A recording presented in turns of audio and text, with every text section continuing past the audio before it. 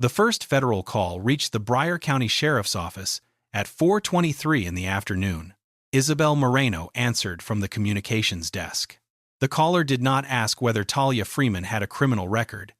He did not ask what charge had been entered beside her name. He asked two things. Was she in county custody? And when had she lost access to her phone? Isabel looked through the glass toward the holding area. 5 minutes earlier, nobody in the building had known that either question mattered. At Harlow Fuel and Market, Talia had pulled beside the outer pump after almost 6 hours on the interstate. Her dark gray SUV was more than a decade old, clean but unremarkable, with an out-of-state plate and a small canvas travel bag on the passenger floor. She stepped out, wearing jeans, flat boots, and a charcoal jacket. Across the lot, Sheriff Dean Harwood watched from his cruiser.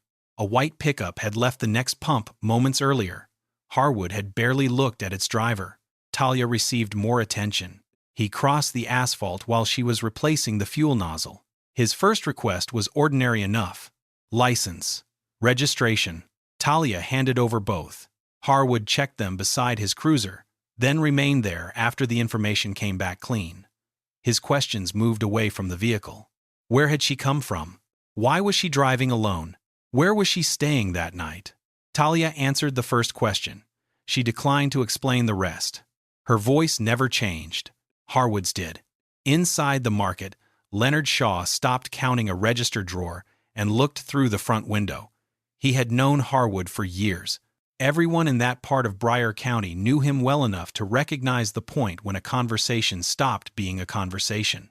Deputy Luke Brennan arrived while Harwood still held Talia's license. Luke heard the sheriff ask another question unrelated to the vehicle. Talia waited until Harwood finished.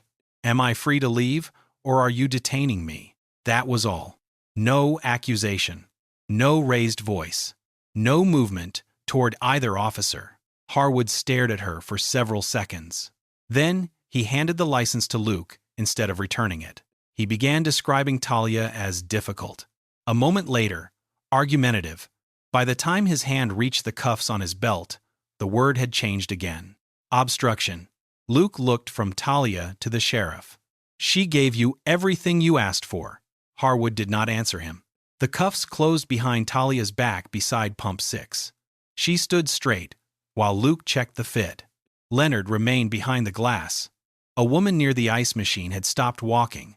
A truck driver at the far pump watched with one hand resting on his door. Nobody approached. Harwood gave them nothing concrete to react to. There had been no struggle. No attempt to leave. No object concealed. No physical interference with either officer. Only a black woman who had asked Harwood to define what authority he was using. That was enough for him. The drive to the sheriff's office took less than 10 minutes. Talia sat in the rear seat without speaking. Her canvas bag was placed with her property when she arrived. Her phone went with it. Harwood began preparing the custody paperwork himself. His description stayed consistent with what he had said outside. Argumentative behavior. Failure to cooperate. Obstruction. The words accumulated. The conduct behind them did not. Luke stood near the booking counter longer than necessary. He had already said once that there had been no resistance.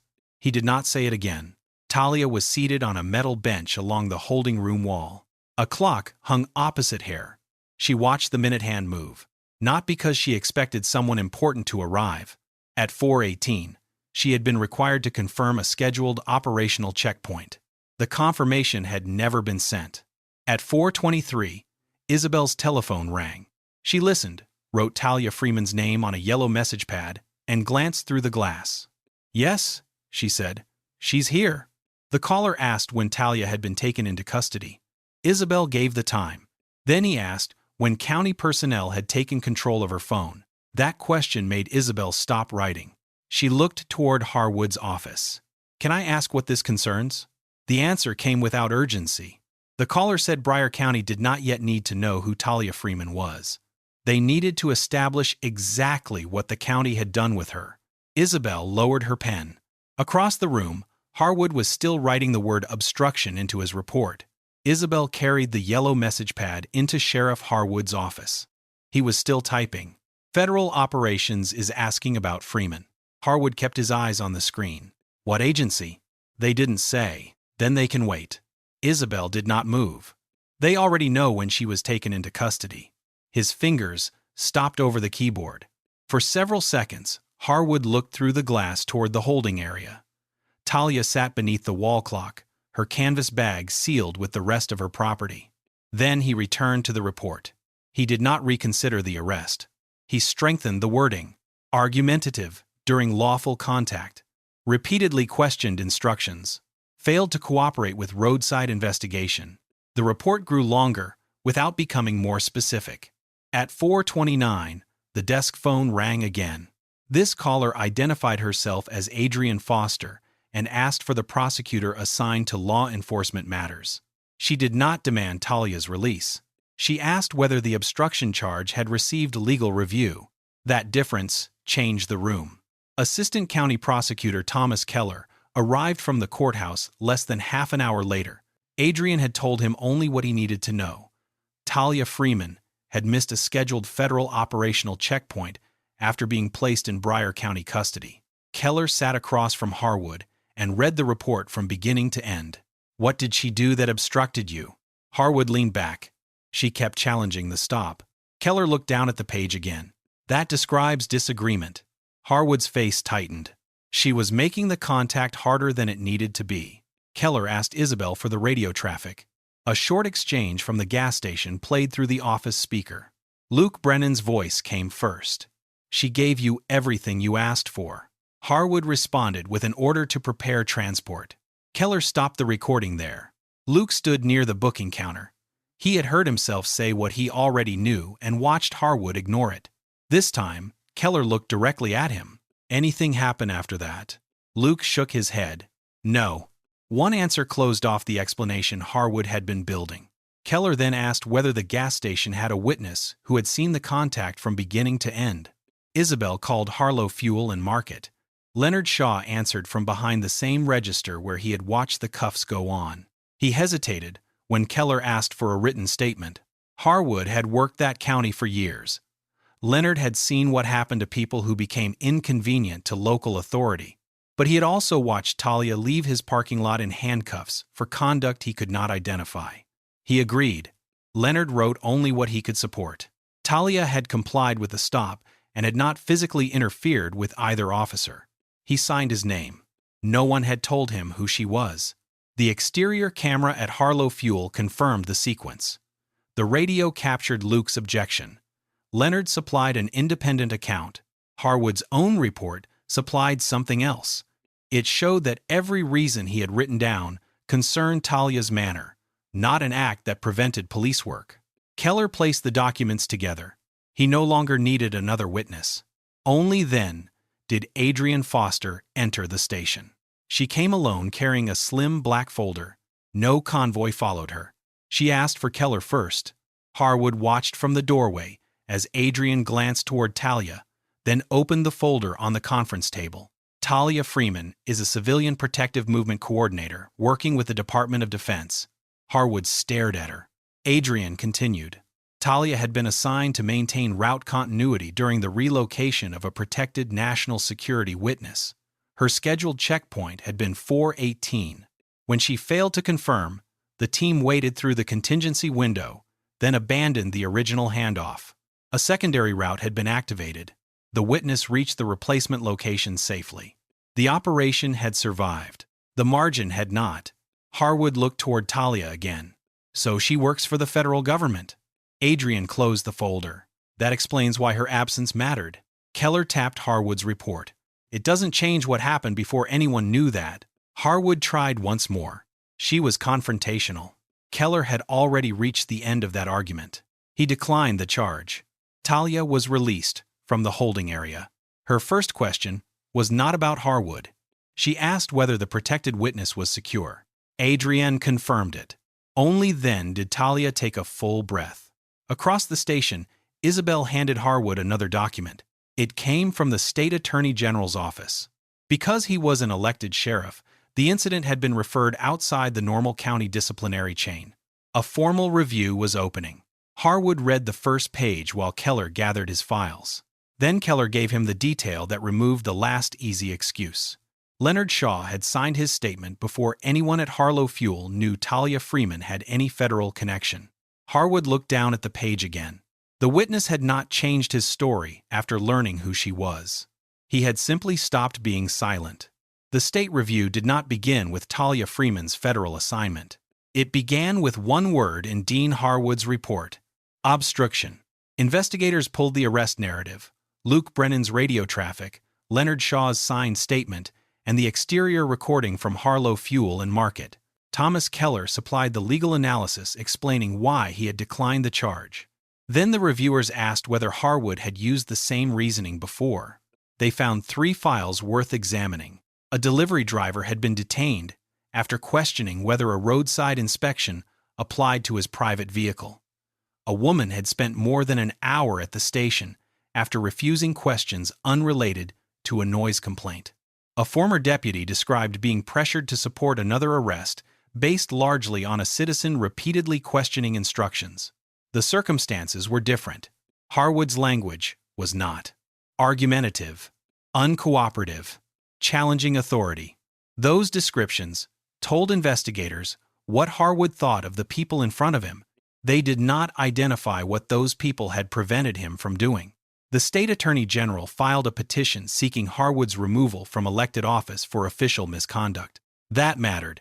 Adrian Foster could document the damage his decision had caused to a protected federal movement, but she had no authority to fire an elected sheriff. Talia could describe the gas station encounter, but she could not decide Harwood's punishment. His office would be taken from him only if a court concluded that he had misused the authority the county had given him. At the hearing, the classified operation occupied only a small portion of the record. Adrian confirmed that Talia's missed checkpoint had forced the protection team to abandon its planned handoff and move the witness through a secondary route with a much narrower safety margin. Then the court returned to what had happened before anyone knew Talia's occupation. Harwood's attorney argued that deputies had to make judgment calls in uncertain roadside encounters. The judge accepted that principle. The problem was what Harwood had chosen to judge. Talia had questioned why she was being held. Harwood had converted that disagreement into a criminal classification. His report contained no separate act that had stopped an investigation, blocked an officer, damaged evidence, or prevented a lawful duty from being completed. Leonard's statement carried particular weight because of when he had signed it. At that moment, Talia was still just a black woman he had watched leave his parking lot in handcuffs. There had been no federal title to impress him, only what he had seen. Luke faced a different consequence. His radio objection showed that he recognized the weakness of the arrest while it was happening. He had still carried out the transport. The department removed him from field training duties for a year and placed his patrol work under direct supervision. Harwood's responsibility was larger because the decision had been his. The court found that the Freeman arrest was not merely a poorly worded report. The additional files showed a recurring use of police authority against people whose conduct consisted primarily of questioning him. The removal order took effect immediately. Harwood could not resume command through an acting appointment or return to the sheriff's office for the remainder of the elected term.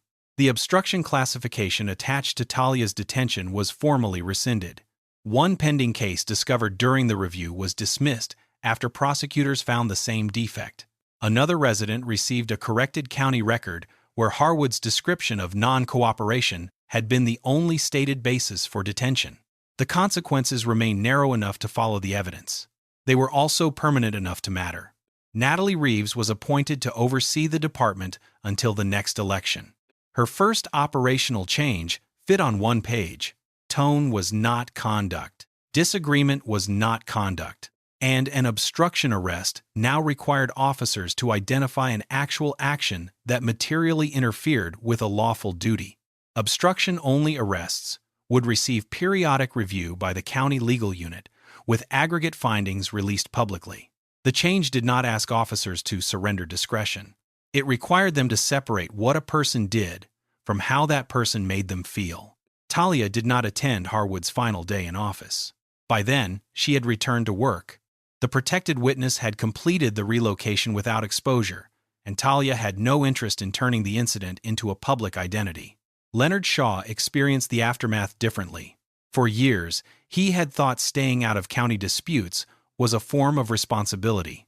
At Harlow Fuel, that instinct had left Harwood with the first uncontested version of what happened. Leonard had corrected it later. He also understood that later had been more expensive. Several months after the court order, Bryan County held its quarterly public oversight meeting. Metal chairs faced a narrow table where Natalie Reeves sat beside the county legal officer. A microphone stood at the front for public comment. Leonard sat in the third row. He carried no recording, no document, no connection to anyone important. When public comment opened, he did not wait to see whether somebody else would go first. The microphone was already on when Leonard Shaw stood up. This story is fictional.